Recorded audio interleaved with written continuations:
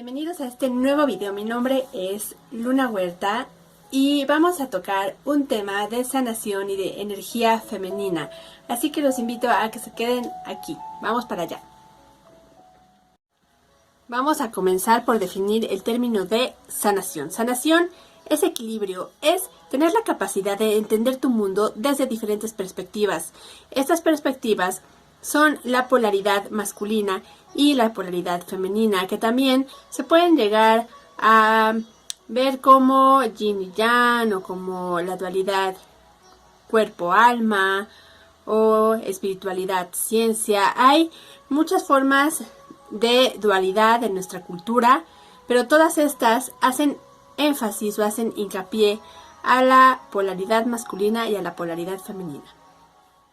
Cuando eres capaz de soltar tus propios apegos, tus impulsos, tus pasiones, entonces dejas de lado esa naturaleza instintiva que tenemos todos los seres humanos para pasar a ser alguien sano.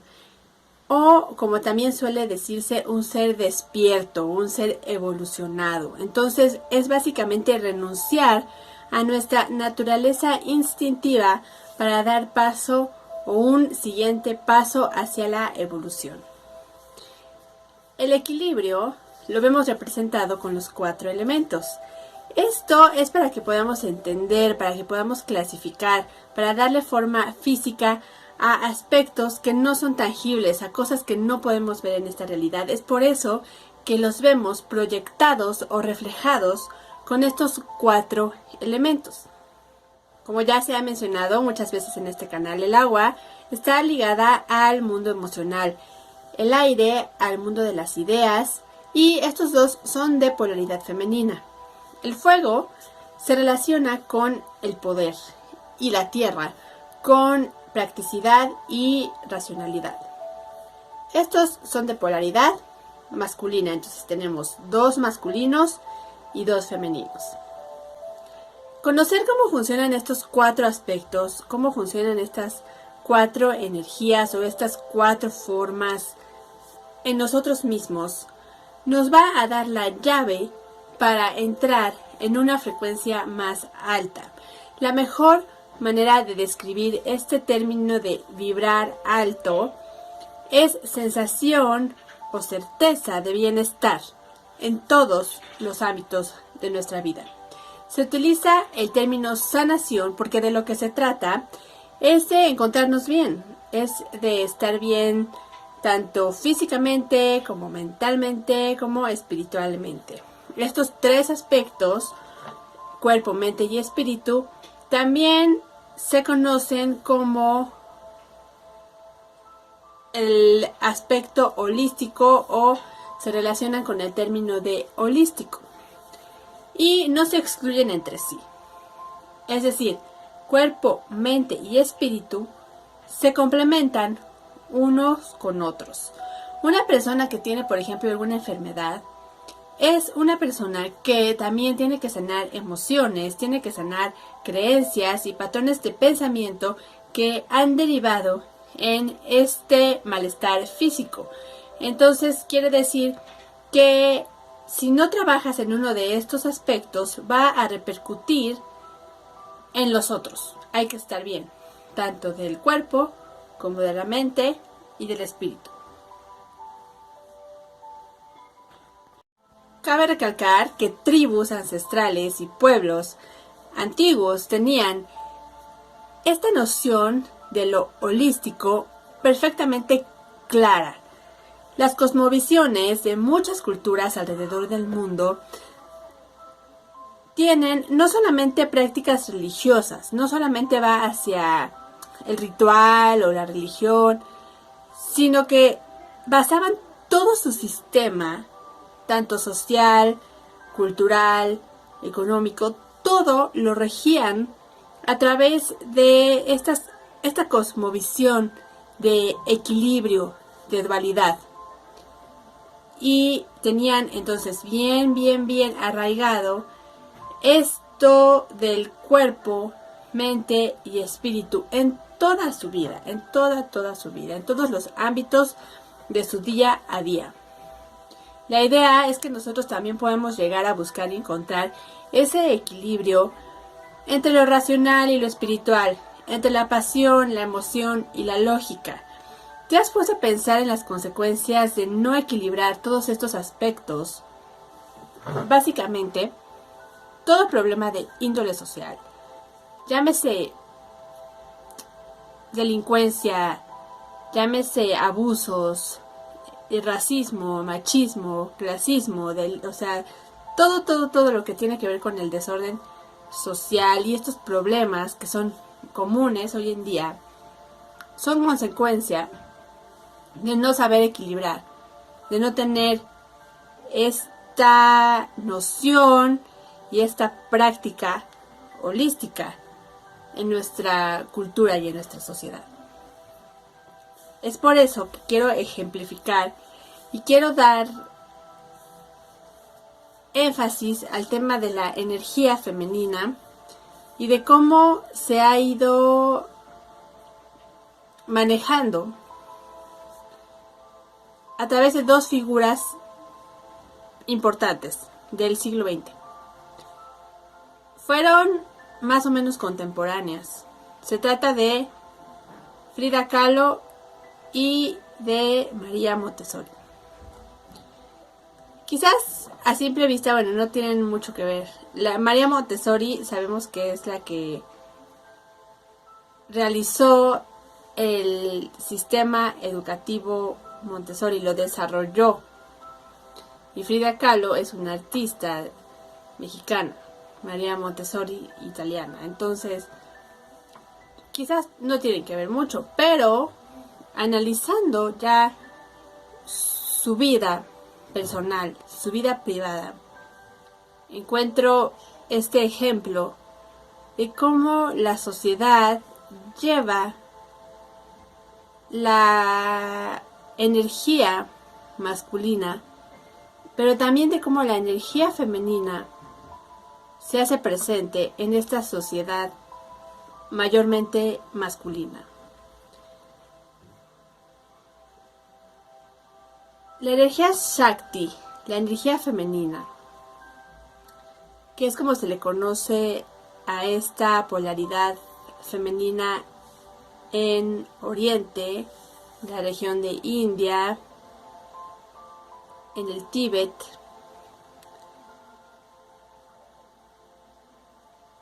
es, por una parte, sí, un aspecto de los muchos que existen dentro de la religión del hinduismo. Sí tiene que ver con religión. Pero también, si lo ligamos al tema de la psicología, hay personas como Jung, incluso, que la han explicado. Según la antropología estructuralista, el concepto de Shakti como energía femenina que da vida a todo es expresión de una subestructura inconsciente que existe en todas las culturas. María Montessori nació en 1870 y murió en 1952. Ella decía: no eduquemos a nuestros hijos para el mundo de hoy. Este mundo habrá cambiado cuando sean grandes. Tenemos que dar prioridad a ayudar al niño a desarrollar su capacidad creativa y de adaptación. Ella pasó a ser de doctora a educadora. ¿Cómo fue? En el año de 1896, en la ciudad de Roma, ella fue la primera mujer que obtuvo su grado de licenciatura en medicina. Ejerció esta profesión en el área de la psiquiatría. Y ahí empezó a enfocar su trabajo a los niños, porque llegaban con problemas y desórdenes que se creían que eran psiquiátricos, y al momento de examinarlos, ella se dio cuenta de que el problema era pedagógico. Así fue como ella comenzó a desarrollar todo el método Montessori. que es el que conocemos hoy en día. Entonces ella de ahí empezó a dedicarse totalmente pues a esta misión, porque para ella era como toda una misión, un propósito, el lograr mejorar la calidad de la educación, ¿no? De la educación, del sistema educativo que quizás no era muy asertivo, quizás no era muy bueno. Ella viajó a Francia para prepararse en filosofía y otros estudios que la llevaron a desarrollar el método pedagógico que se llama método Montessori. Este método consiste en respetar la autonomía del niño para que a su ritmo vaya aprendiendo con la ayuda de un material especialmente diseñado para cumplir con esa función.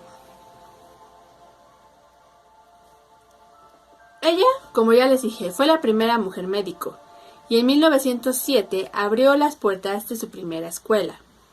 Esto fue en Roma, en Italia. Mucho se habla de su trabajo, ¿no? Ya muchas personas pues conocen el método educativo o han ido a una escuela Montessori o llevan a sus hijos a una escuela Montessori y pues está muy bien. Pero, ¿qué pasó? Al mismo tiempo en el que ella estaba en esto de estudiar, de trabajar con los niños, de desarrollar el método, ¿qué estaba pasando en su vida como mujer, como persona? Estamos hablando de Italia, principios del siglo XX. El 31 de marzo de 1898, nació quien fue el único hijo de María Montessori. Él se llamaba Mario. Ella era madre soltera en una sociedad donde era sacrilegio, pues sí, tener un hijo fuera del matrimonio. Lo que pasó fue que sus padres no le permitieron quedarse con su hijo y lo dieron en adopción a una familia que vivía en las afueras de Roma para que lo criaran los primeros años de su vida. María Montessori sí lo conocía, sí lo iba a ver, era una tía para él, pero en realidad no pudo estar con él pues como una madre, ¿no? Después, cuando ya crece, Mario ya está como en la adolescencia, preadolescencia, se va a un internado, donde María lo seguía visitando, seguía teniendo contacto con él, aunque pues él no sabía que ella era su madre. Fue hasta 1913 donde pues sí se descubre ahora sí que el secreto, se descubre la verdad. Y entonces él le dice que pues él se quiere ir con ella. A lo que ella pues no se pudo negar. En 1915 los dos se van a los Estados Unidos, pero aún así decía que él era su sobrino y, o sea, no era como todavía fácil decir que era madre soltera, ¿no? En Estados Unidos había un poco más de apertura, entonces por eso también tomaron esa decisión, pero aún así les tomó mucho tiempo también poder revelar pues esa verdad al mundo. El padre de Mario fue un doctor que se llamaba Giuseppe Montesano y fue compañero de trabajo de María cuando ella estaba en esta área de la psiquiatría. Las personas que más se interpusieron para que María pudiera cuidar a su hijo, criar a su hijo, fueron la madre de Montesano, o sea, la madre del papá del hijo, y hasta su propia madre, o sea, la madre de María. O sea, las mamás son las que más tuvieron problema con que ella pudiera ejercer su maternidad, solamente por el hecho de que no quiso o no tenía a un hombre a su lado. Y bueno, pues sí, extraño quizás, ¿no? Que sea así, o sea, ahorita eso ya no pasa, pero esto no fue hace mucho tiempo, la verdad esto creo que sí es algo reciente históricamente hablando. Y bueno, o sea, la sociedad ha ido evolucionando, pero aún así cuando hablamos de maternidad, hay todavía muchos tabúes, hay muchas cosas por sanar. La noticia de que María Montessori tenía un hijo fuera del matrimonio habría arruinado completamente su carrera. O sea, también gran parte de esta oposición para que ella conservara a su hijo era para que ella pudiera continuar con su carrera en lo que ella era muy buena. Entonces quizás también su familia lo vio desde ese punto. Quizás también ellos dijeron, bueno, pues si es que ella es la primera mujer que tiene el título de doctora y con esto pues se le puede venir abajo, y quizás lo hicieron pues para protegerla o defender su carrera. Mario nunca se separó de su madre. Esto también nos puede indicar que sí, o sea que en efecto quizás la familia de María quería ayudarla, quería protegerla, pero la presión social también era fuerte. Entonces se aseguraron de que madre e hijo sí tuvieran contacto y sí tuvieran una relación, una cercanía, pero sin decir que ella era la mamá, que él era el hijo, que había tenido un hijo fuera del matrimonio, etc.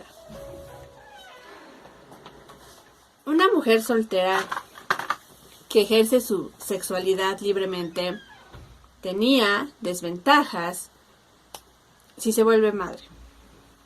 O tiene quizás aún. Menos, o sea, no tanto como antes, pero quizás todavía hay un poco de esto. Una mujer con una misión, con un propósito de vida, puede llegar a trascender tanto que al final de cuentas su hijo permaneció siempre fiel a ella. Los hijos saben adaptarse a las condiciones y comprenden a sus padres cuando estos están realizando un trabajo importante. Y esto también es un mensaje que quiero decir, o sea, porque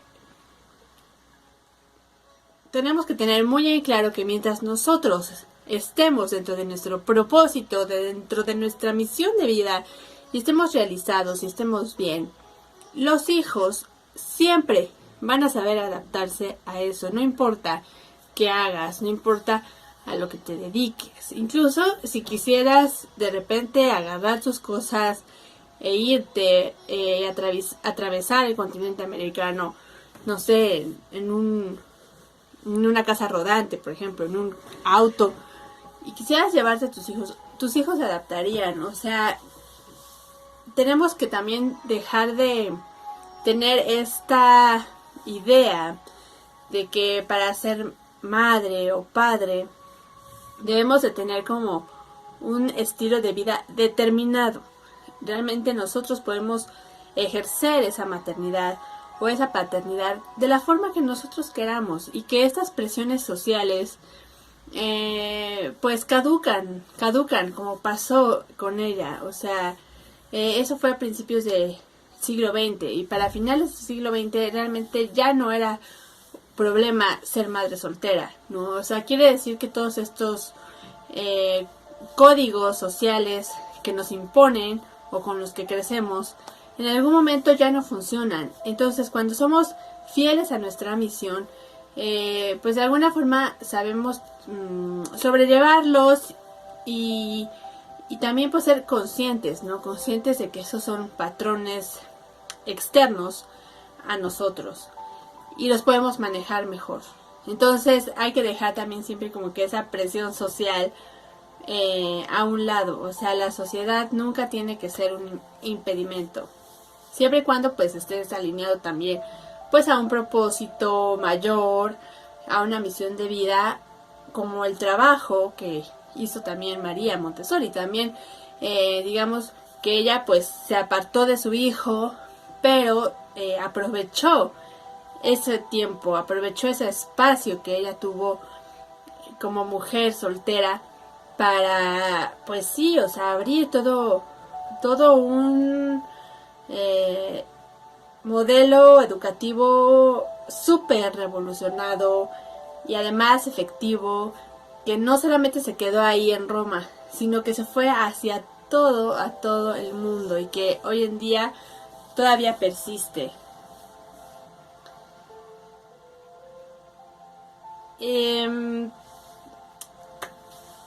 Desde que vi esta historia, la primera vez, ya tiene muchos años, me quedé impactada realmente, porque por un lado, si piensas, bueno, o sea, ha de ser difícil que te separen de tu hijo, o sea, ha de ser súper difícil, pero el hecho de llevar esta energía a otro lugar es lo que realmente te va a dar o te va a completar el ciclo de la sanación. La energía de creación, de transformación que tiene la polaridad femenina se puede desempeñar muy bien dentro de la maternidad, dentro de el ámbito privado de la sociedad, es decir, dentro de la casa. Es por eso que siempre ha estado esto de que las mujeres en su casa. No es por otra cosa, sino porque ahí ese es el espacio para que esta energía se desarrolle. El problema es, uno, que no todas las mujeres tienen energía femenina, ni no todos los hombres tienen energía masculina. Entonces, si eres una mujer que tiene energía masculina, pues vas a querer salir y vas a querer desarrollarte en eso, en ese aspecto. Y si la sociedad te limita, entonces ahí es donde viene el problema. Y es donde vienen los conflictos personales, conflictos internos, conflictos en nuestras relaciones, que son los que precisamente tienen que ser sanados. En el caso de Frida Kahlo, ella nació en 1907 y murió en 1954. Ella nació después que María Montessori, pero las dos murieron casi fue en la misma década, fue en la década de los 50. María Montessori fue en el 52 y Frida Kahlo en el 54, perdón. Frida Kahlo, pues ya sabemos todos que es la artista y que, bueno, también es como un referente de la mujer que sobresale, la mujer que rompe esquemas, que rompe estereotipos, una figura, o sea, importante, que sufrió un accidente que formó a una artista. Este accidente formó al artista que hoy conocemos. Este accidente ocurrió en el año de 1925, en un tranvía en donde ella viajaba. Esto le trajo muchas lesiones en su cuerpo, en su columna y en su zona pélvica, lo cual le generó problemas posteriores para tener hijos. Tuvo que someterse a muchísimas operaciones y también a pasar mucho tiempo en cama. Fue precisamente ahí en esa cama en donde ella empieza a plasmar todo lo que ella sentía en ese momento en acuarela, en el lienzo y bueno, a través del arte que ya todos conocemos. En 1929 ella se casa con el muralista Diego Rivera, también eso ya todos lo sabemos, creo. Y bueno, ella se caracterizó mucho por el autorretrato, que fue la base de su obra. En este autorretrato ella plasmaba una realidad que era frágil, una realidad que era dura, toda esta vida accidentada que ella tuvo, se ve ahí en estos autorretratos. Su primer autorretrato fue en 1926. Ella murió joven, tenía 47 años. Pero sí, o sea, ella ya había pasado por demasiado dolor, por demasiado sufrimiento. Y bueno, antes de morir escribió lo siguiente: espero alegre la salida y espero no volver jamás. O sea, así fue como ella dijo que pues ya se despedía. ¿Qué ocurrió? Bueno, ella es un icono y un mito porque su personalidad realmente impactaba, o sea, impactó a su sociedad en ese momento y sigue impactando. Tanto su arte como su historia personal son muy peculiares, son muy particulares. Hasta su vida amorosa, incluso su ideología política. Todo esto la ha convertido en todo un personaje del siglo XX. Su arte se considera una fusión de realismo, surrealismo y elementos expresionistas. En cuanto a su familia y su infancia, ella fue la tercera de 4 hijas y fue muy cercana a su padre. Ella contrajo también poliomielitis cuando tenía 6 años. Y también desde ahí fue que empezó esa historia de estar en cama. A esa edad fue forzada a estar 9 meses en una cama. A los 6 años, imagínense. En esa edad lo único que quieres es salir y correr. Ella no podía. Creo que ahí es donde empieza quizás este historial de frustración, pero que después, bueno, la convirtió en otra cosa. Ahorita vamos a ver. En cuanto a sus estudios, en 1922 entra a la preparatoria y fue de las pocas mujeres que pudieron estar en esa escuela. En esa escuela apenas estaba empezando como a incorporar a la mujer. Y bueno, ella fue de las primeras. Un poco parecido al caso de María Montessori. La historia de amor de Frida también es como un referente de las historias de amor o de las parejas del siglo XX. Pero bueno, también tiene muchos claros oscuros. Empieza, bueno, en 1922. Diego va a la preparatoria donde estudia Frida, la conoce. Ella también, pues, como que se queda encantada con él. Y bueno, después se casan. Pero la misma historia de accidentes, de enfermedad, impidieron que ella pudiera tener hijos. Y bueno, de hecho, tuvo varios abortos. Esto marcó la historia personal de Frida. Porque, pues, sí, en ese tiempo, lo más común era pues que una mujer pues tuviera hijos. Ahorita ya no. En ese tiempo sí. Y había pues también mucha ideología, mucha creencia alrededor de esto. Y quizás esto pudo haber impactado la vida matrimonial de Diego y Frida. Hubo muchos desencuentros, hubo muchas infidelidades, desequilibrios. Ella pasó tiempo en cama y él pues era un artista. Ella pues quizás frustrada por no ser quizás esa mujer, esa figura de mujer que la época exigía, pero que al final de cuentas aprovechó, al igual que con María Montessori. Aquí este es el punto en donde ellas dos se encuentran, ¿no?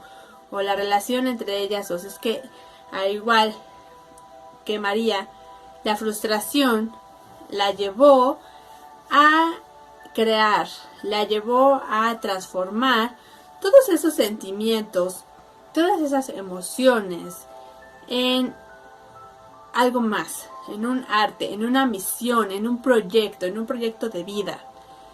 La realidad impacta y hace que el mundo la reconozca como una de las figuras más importantes de la cultura contemporánea. El feminismo de una mujer que pisó fuerte, que dejó huella, en una época en donde las mujeres comenzaban a destacar en un mundo de hombres, fue inspiración y ejemplo. En esta época, como les digo, las mujeres ya empezaban a salir, ya empezaban a manifestarse, a reclamar sus derechos, a reclamar otra forma de vida, de hacer las cosas. Pero ella fue como un icono muy referente por toda esta historia que ya vimos. Las vidas de ambas mujeres se rigieron por la imposibilidad de no ejercer su maternidad. Como ya vimos, bueno, María sí tuvo un hijo, pero se lo quitaron. Y Frida no pudo tenerlo. Hubo otros factores sociales y culturales que, ya todo mezclado, influyeron para que ellas realizaran su trabajo que conocemos y que está vigente hoy en día. La figura femenina accidentada, presionada y condicionada abre la puerta a estas mujeres para realizar un trabajo que ha trascendido a través de generaciones. Aquí podemos ver el concepto de feminismo, no como ser igual al hombre, sino como una manera de destacar con las cualidades más femeninas, las cualidades de Shakti, creación, inspiración y transformación. Y es que son precisamente estas imposibilidades las que inspiran a otras mujeres. Aunque no puedas ser madre, siempre podrás crear y siempre podrás trascender. Es una invitación a nunca negar el lado femenino de creación, transmutación, de saber soltar, de dejar ir, de saber fluir.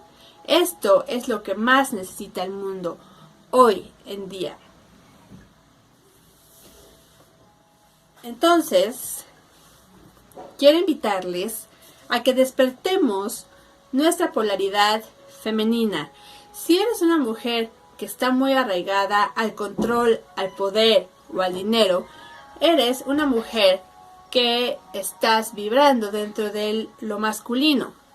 Si eres un hombre que también se maneja perfectamente dentro del poder, el control y el dinero, pero que no sabe soltar, no sabe fluir, no sabe crear nuevas cosas, entonces eres un hombre que necesita despertar su lado femenino. Todos, hombres y mujeres, tenemos esta energía Shakti.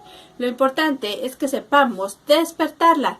Así que quédate aquí, en este canal, para que puedas saber sobre una clase que va a haber próximamente para reconectar con nuestra polaridad femenina. Suscríbete para que puedas tener la información.